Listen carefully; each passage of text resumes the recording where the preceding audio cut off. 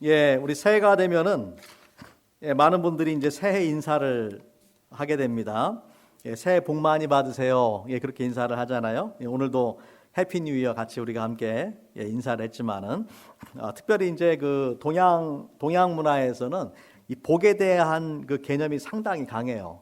그래서 그 이 복이라는 글자를 좋아해서 복주머니도 만들고 복조리도 만들고 뭐 수저에도 복자가 써 있기도 하고 대문에도 복자가 써 있기도 하고 이 복에 대해서 상당히 중요하게 생각을 하는 것을 볼 수가 있습니다. 저는 오늘 그 시편 1편을 통해서 성경적인 축복이 무엇이냐, 그리고 어떻게 하나님께서 예비하신 이런 성경적인 축복을 받을 것인가에 대해서 한 말씀을 같이 나누길 원합니다. 여러분 한번 물어볼게요. 여러분 중에서 축복받기 원하시는 분 한번 손 들어보세요. 축복받기 원하시는 분들. 저는요,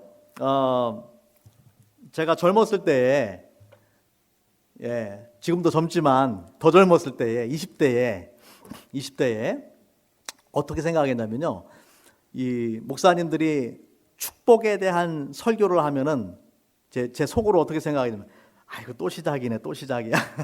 그렇게 생각했어요. 왜 그렇게 생각했냐면은 워낙 많이 이 축복에 대한 이야기를 하니까. 그리고 아주 좀 이렇게 젊었을 때 냉철한 생각으로 이 목사님들이 축복이라는 미끼를 사용해서 성도들을 이렇게 끌어당긴다라고 그렇게 생각을 했어요. 아주 악한 생각이죠. 근데 제가 목회를 하고 또 제가 성경을 연구하고 가르치고 하다 보니까요, 저의 생각이 잘못됐다라는 것을 깨닫게 됐습니다. 여러분, 성경은 축복에 관한 책이에요. 하나님은 여러분을 축복하기 원하십니다. 믿으십니까? 하나님은 우리를 축복하기 원하세요. 창세기 1장부터 성경 전체를 통해서 하나님께서 우리를 축복하기 원하시는 것을 발견할 수가 있어요. 하나님께서 아담을 창조했을 때부터 그 여러 가지 많은 축복을 주셨잖아요. 생육하고 번성하고 땅에 충만하고 땅에 있는 모든 것을 다스리는 그러한 축복을 주셨는데, 복을 주셨다라는 말씀이 나옵니다. 그런데 똑같은 축복을 노아에게도 주셨어요. 노아를 통해서 홍수로 사람들이 다 죽고 새로운 인류를 시작할 때도 노아에게도 동일한 복을 주셨어요. 그런데도 불구하고 사람들이 죄를 범하니까 이번에는 누구를 선택하셨냐면은 창세기 12장에 아브라함이라는 한 사람을 선택합니다. 아브라함. 그때 아브라함을 선택했을 때 하나님께서 창세기 12장에서 아브라함에게 복을 주세요. 아브라함을 복을 주시는데 내가 너만 복 주겠다라고 말씀하시는 것이 아니라 너를 통해서 땅의 모든 민족이 복을 받을 것이다. 그렇게 말씀하세요. 여러분, 이 아브라함에게 주셨던 축복의 말씀이 누구를 통해서 성취되는가 하면은 예수 그리스도를 통해 성취가 되는 거예요. 그러니까 예수님을 통해서 땅의 모든 족속, 아브라함의 자손으로 오신 그 예수 그리스도를 통해서 땅의 모든 족속이 복을 받게 되는 그 축복이 성취가 되는 것을 우리가 볼 수가 있습니다. 자, 그래서 이 성경 전체가 하나님의 축복에 대한 책이다라는 것을 여러분이 기억을 하셔야 되는데, 여러분, 그 축복에는 이 두 가지의 다른 종류의 축복이 있습니다. 하나는 뭐냐면은 하늘의 축복이 있고, 또 하나는 땅의 축복이 있어요. 또 이 하늘의 축복은 영적인 축복을 말하는 것이고, 땅의 축복은 육적인 축복을 말하는 것이에요. 여러분, 성경을 자세히 읽어보면은 이 하늘의 축복과 땅의 축복에 대한 말씀이 자주 등장합니다. 영적인 축복과 또 이 육적인 축복이 자주 등장해요. 자, 다시 한번 여쭤볼게요. 하나님께서 이 두 가지 축복 중에서 어떤 축복을 우리에게 주기 원하실까요? 하늘의 축복, 땅의 축복. 정답은 둘 다. 둘 다예요. 하나님께서 우리에게 어떤 축복을 주기 원하시냐면은 하늘의 축복도 주시고 땅의 축복도 주기 원하세요. 여러분, 성경 잘 보세요. 이 하늘의 축복과 땅의 축복이 얼마나 이 성경 속에 많이 등장하는지를 보세요. 두 가지를 다 주기 원하신다. 다만 여기에 항상 우선순위가 있습니다. 어떤 무엇이 우선순위가 될까요?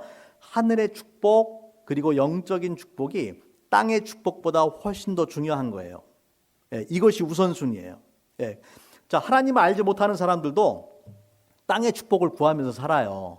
그래서 뭐 어렸을 적부터 애들한테 막 공부해라 닥달하고, 애들 학교 가서 열심히 공부하고, 또 졸업하면 직장 잡아서 열심히 일하고, 왜 그렇게 하겠어요? 축복된 삶을 살기 위해서, 행복한 삶을 살기 위해서. 불행한 삶을 살려고 공부하고 일하는 사람이 있습니까? 그런 사람 아무도 없어요. 축복된 삶을 살기 위해서 그렇게 하는데, 세상 사람들이 생각하는 이런 축복된 삶은 육적인 축복이고 땅의 축복만을 생각하는 거예요. 예를 들자면은 건강하게, 또 부유하게, 또 자기가 누리고 싶은 것을 누리면서 살아가는 것이 육적인 축복이에요. 잘못된 것은 아닙니다. 잘못된 것은 아니지만은 이들이 그 놓치고 있는 것은 뭐냐면은 그거보다 훨씬 더 중요한 하늘의 축복이 있고 땅의 축복이 있다라는 것입니다. 그래서 하나님을 알지 못하는 사람들도, 하나님을 알지 못하는 사람들은 이 땅을 살아가면서 땅의 축복, 육적인 축복만을 추구하면서 살아가고, 또 그것을 얻는 사람들도 많이 있어요. 하지만 정말로 이 중요한 축복은 뭐냐면은 영적인 축복이고 또 하늘의 축복이라는 것을 우리가 기억을 해야 됩니다. 자, 오늘 말씀에 시편 1편은요, 복 있는 사람은 그렇게 시작합니다. 시편 1편의 첫 번째 이 단어가 뭐냐면은 복. 그러니까 시편 전체의 주제가 이 시편 1편이라고 생각하시면 돼요. 시편 1편이 시편 전체의 서론과 같은 책인데, 시편 전체의 주제가 복이 되는 것이죠. 또 성경 전체에 어떻게 보면은 이 성경 전체의 주제가 되는 것이 복입니다. 그러면은 성경에서 말하는 복이라는 것이 무엇이냐? 오늘 말씀에 보면은 이 두 종류의 사람들이 나와요. 시편 1편에 두 종류의 사람이 나옵니다. 첫 번째는 뭐냐면 악인이 나옵니다. 악인. 1절에도 나오죠. 악인의 꾀를 좇지 아니하며, 또 죄인과 악인은 같은 부류의 사람들이에요. 악인 또는 죄인이 나오고, 또 한 부류의 사람은 누구냐면은 의인이에요. 의인. 그러니까 성경에는 특별히 구약 성경에는요, 이 악인과 의인이 상당히 중요한 주제예요. 악인으로 살 것이냐, 의인으로 살 것이냐. 그러니까 세상 모든 사람들이 이 둘 중에 하나 속하는 거예요. 악인이냐, 의인이냐. 자, 의인이 누구냐면, 의인이라는 것은 하나님이 인정하시고 하나님이 기뻐하시는 삶을 살아가는 사람이 의인이에요. 누가 복을 받겠어요? 악인이 복을 받겠어요? 의인이 복을 받겠어요? 의인이 복을 받는 거예요. 의인이.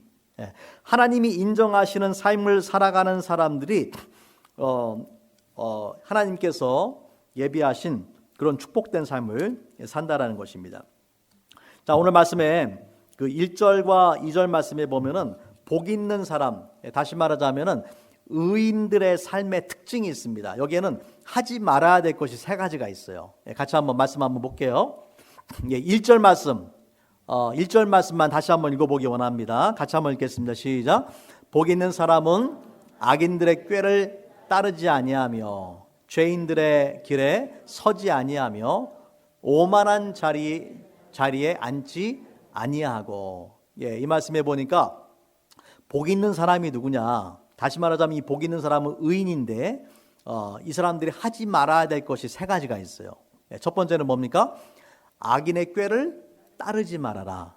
악인의 꾀를 따르지 말아라. 두 번째는 죄인의 길에 서지 말아라. 세 번째는 오만한 자의 자리에 앉지 말아라. 여러분, 여기에는 이 어떤 과정처럼 이렇게 보이는데, 첫 번째 단계는 뭐냐면은 악인의 꾀를 따르는 단계입니다. 여러분, 우리가 살아가는 이 세상에는 많은 유혹들이 있어요. 하나님을 떠나서 하나님을 경외하지 않고 인간의 욕심만을 채우면서 그렇게 살아가도록 만드는 많은 유혹과 시험들이 이 땅에 존재합니다. 그래서 우리가 그러한 악한 세상에 살아가지만 예수님을 믿는 사람들은 내가 예수 그리스도 안에서 누군지를 발견하고 그러한 유혹에 노라고 말할 수 있는 사람이 되어야 되는 것이죠. 베드로전서 2장 9절 말씀에 보면 이렇게 말씀을 합니다. 오직 너희는 택하신 족속이요 왕 같은 제사장들이요 거룩한 나라요 그의 소유된 백성이니. 그러니까 하나님께서 우리를 그 하나님의 택한 족속이로 왕 같은 제사장으로 거룩한 나라로 그분의 소유된 백성으로 불러주셨다라는 거예요. 그렇기 때문에 이 땅에 살아가면서도 이 땅은 악한 세상이지만 악한 세상이기 때문에 악한 마귀의 역사가 있고 온갖 유혹과 그런 시험이 많지만은 그러한 그 세상의 악과 타협해서는 안 됩니다. 세상의 더러움에 오염돼서는 안 된다라는 거예요.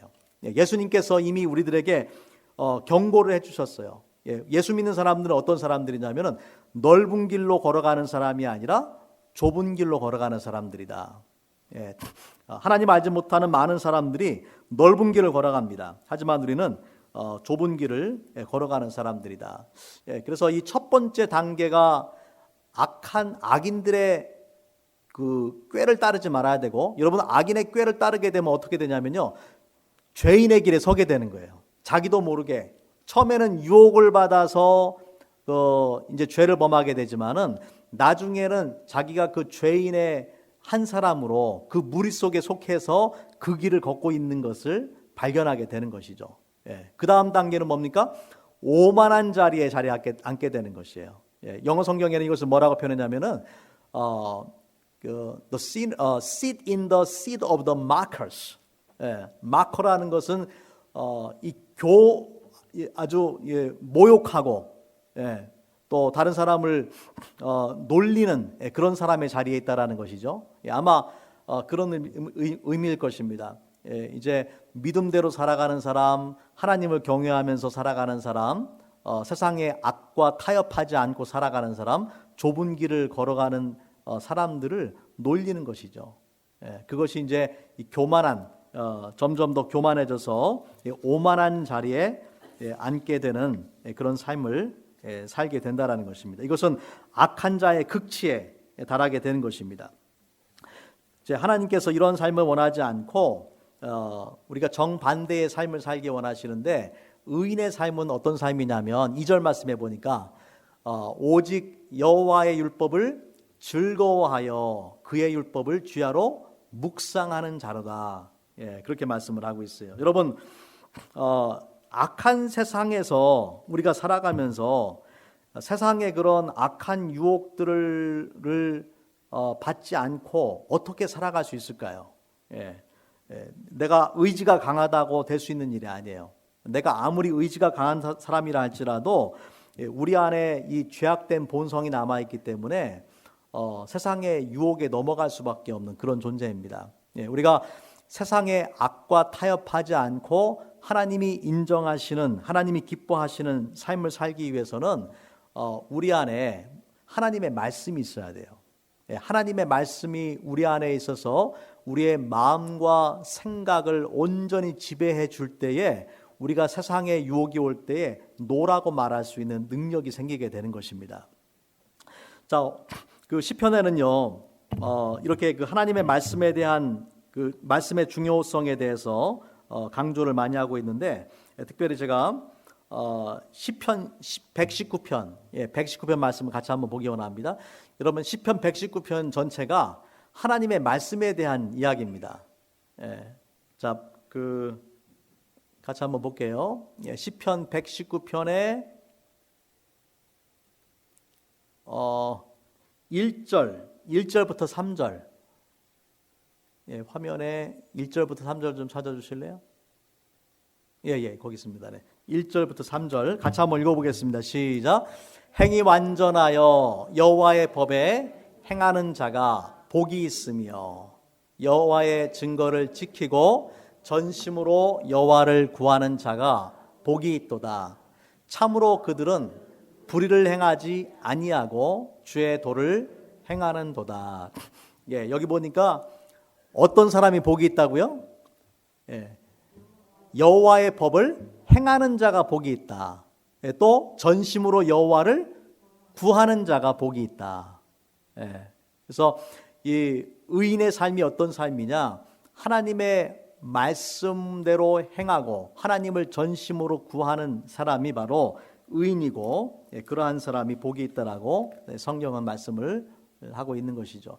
자, 그 다음 말씀 같이 한번 보겠습니다. 119편 9절, 시편 119편 9절 말씀, 9절부터 11절 말씀 같이 한번 볼게요. 시작. 청년이 무엇으로 그 행실을 깨끗게 하리까? 주의 말씀을 따라 삼갈 것이니이다. 내가 전심으로 주를 찾았사오니 주의 계명에서 떠나지 말게 하소서. 내가 주께 범죄치 아니하려 하여 주의 말씀을 내 마음에 두었나이다. 청년의 유혹이 있는데, 청년의 욕망이 있고 유혹이 있는데 어떻게 그 행실을 깨끗하게 할 것이냐? 시편 기자가 이렇게 고백을 했어요. 주의 말씀을 따라서 삼가할 것입니다. 내 안에 유혹이 있지만 하나님의 말씀이 우리 안에 있을 때에 그 말씀을 따라서 갈 수가 있다라는 것이에요. 하지만 하나님의 말씀이 우리 마음에 없으면은 우리는 기준이 없는 거예요. 그냥 내 마음대로, 내 하고 싶은 대로 하면서 그렇게 살아갈 수밖에 없다라는 것이죠. 그래서 이 시편 기자는 내가 전심으로 주를 찾았사오니 주의 계명에서 떠나지 말게 하소서. 하나님의 계명에서 떠나지 않게. 왜냐하면 하나님의 계명에서 떠나는 것은 곧 악인의 길을 걷는 것이기 때문에. 내가 주께 범죄치 아니하려 하여 주의 말씀을 내 마음에 두었나이다. 여러분, 하나님의 말씀은 어디에 두어야 되냐면은 머리에 두는 게 아니에요. 머리에만 두면 안 돼요. 마음에 둬야 돼요. 마음에. 말씀을 아는 것만으로는 아무 소용이 없어요. 말씀을 알아도 순종하지 못하는 경우들이 너무나 많아요. 하나님의 말씀을 우리 여러분의 마음에 새기시기 바랍니다. 또 시편 119편 97절 말씀에 보면 이렇게 말씀을 합니다. 내가 주의 법을 어찌 그리 사랑하는지요 내가 그것을 종일 묵상하나이다. 하나님의 말씀을 내 마음에 새기는 방법이 뭐냐면은 묵상입니다. 묵상. 그냥 머릿속으로 지식으로 아는 것으로만 되는 것이 아니고 말씀을 종일 묵상해라. 묵상이라는 단어의 의미는 뭐냐면은 그 원어로 하가라는 단어인데 이 말의 의미는 중얼거린다란 말이에요. 하나님의 말씀을 계속 암송하면서 중얼중얼거린다. 왜 그렇게 반복하겠습니까? 그러한 반복을 통해서 하나님의 말씀으로 나 자신을 세뇌시키는 거예요. 여러분, 우리는 그냥 내버려두면은 우리의 죄악된 속성, 죄악된 욕망대로 살 수밖에 없는 존재예요. 우리가 말씀으로 세뇌가 돼야 돼. 말씀으로 브레인와시가 돼야 돼요. 그렇게 하기 위해서는 하나님의 말씀을 계속 되뇌이면서 묵상해야 돼요. 말씀의 능력을 경험해야 돼요. 이제 한국 교회 또 미국 이제 보면은 이제 그 제자 양육에 대한 그 중요성을 많이 강조를 해서 성경 공부를 많이 강조를 합니다. 그걸 잘하는 교회들도 많이 있어요. 근데 여러분, 성경 공부를 많이 하면은 그냥 말씀대로 사는 사람이 될까요? 성경 지식이 많고 어떤 몇 가지 커리큘럼 코스를 다 밟았다라고 말씀대로 살아갈 수가 있을까요? 그렇지 않더라고요. 그렇지 않아요. 왜냐하면은 머릿속에 지식으로만 성경을 가지고 있어서는 아무것도 되지 않아요. 오히려 교만해지고 자기 자신의 삶을 말씀에 비추어서 바꾸는 것이 아니라 오히려 다른 사람들을 판단하고 정죄하는 일에 그 말씀의 칼을 사용하는 경우들도 많이 있어요. 우리가 말씀을 공부하는 가장 중요한 이유는 뭐냐면은 변화를 위해서 말씀을 우리가 읽고 묵상하는 것입니다. 변화되지 않을 것 같으면은 변화를 시키지 않는 말씀은 아무런 소용이 없어요. 오히려 없는 것이 나을 때가 더 많아요. 그래서 이러한 나를 변화시키는 말씀의 능력을 경험하기 위해서는 말씀을 묵상해야 된다. 그렇게 하나님의 말씀을 묵상할 때에 우리가 그 말씀의 능력을 경험하게 되고 또 말씀대로 살아갈 수 있는 그런 힘을 얻게 되는 것입니다. 자, 오늘 말씀에 그래서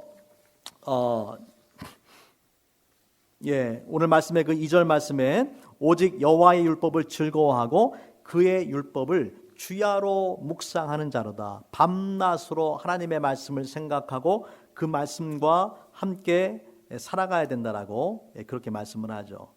자, 이러한 말씀을 가까이 하는 삶의 축복이 무엇입니까? 여러분 그 성경에 가장 중요한 하나님의 말씀의 그를 선포하는 선지자들이 선포하는 두 가지 대표적인 형식이 있는데 하나는 뭐냐면 축복이고 하나는 저주입니다.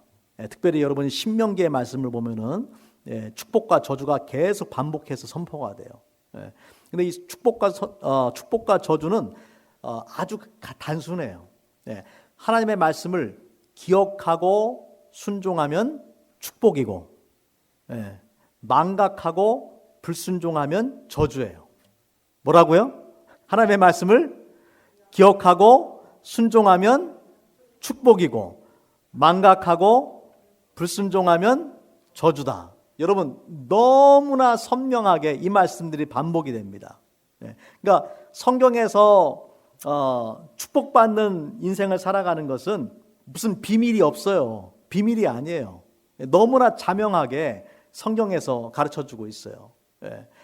그래서 이 하나님의 말씀을 순종하기 위해서 또 기억하기 위해서 우리가 하나님의 말씀을 지속적으로 묵상을 해야 되는 것이죠.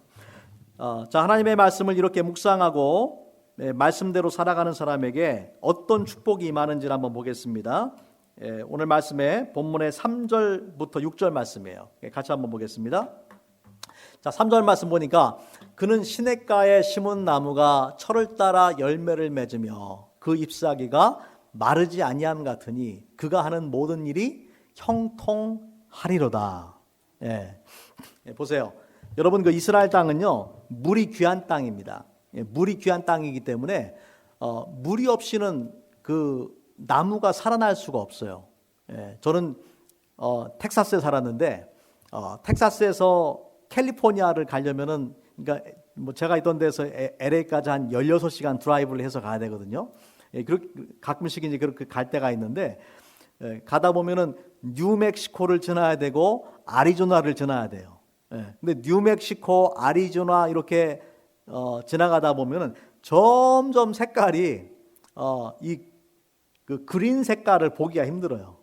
이 나무나 풀을 보기가 힘들어요. 왜냐하면은 건조한 점점 이제 황무지가 되어가고 사막 땅이 되어가는 거예요. 그러니까 비가 많이 내리질 않기 때문에 이 땅이 황무하고 그래서 이런 열매들을 맺지 못하는 것을 볼 수가 있습니다.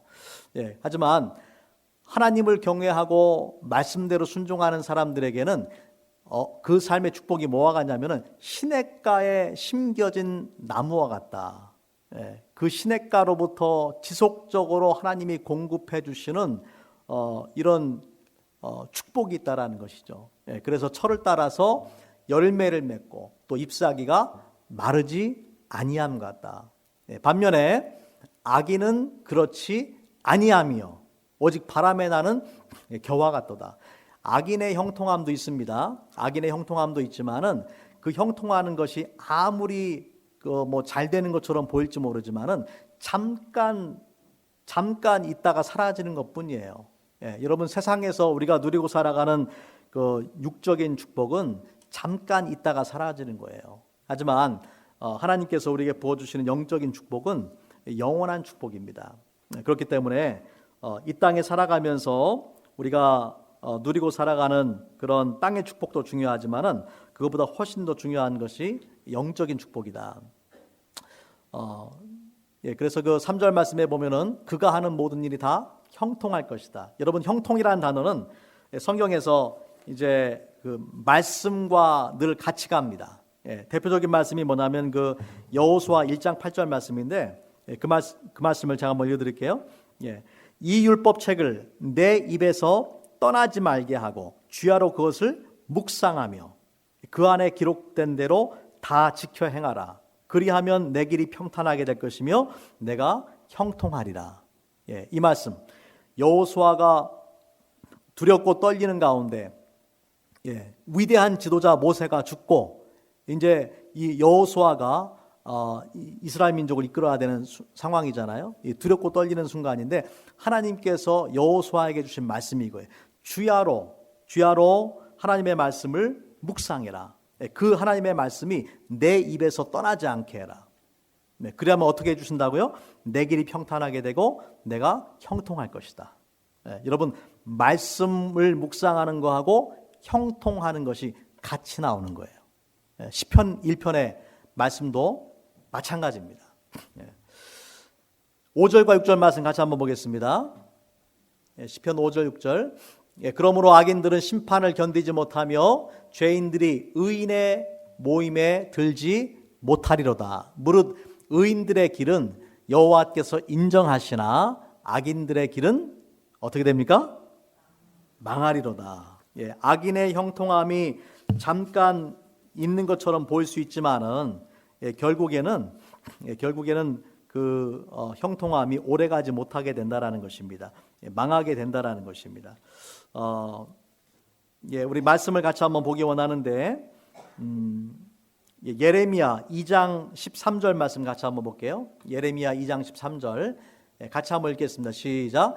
내 백성이 두 가지 악을 행하였으니 곧 그들이 생수의 근원되는 나를 버린 것과 스스로 웅덩이를 판 것인데 그것은 그 물을 가두지 못할 터진 웅덩이들이니라. 아멘.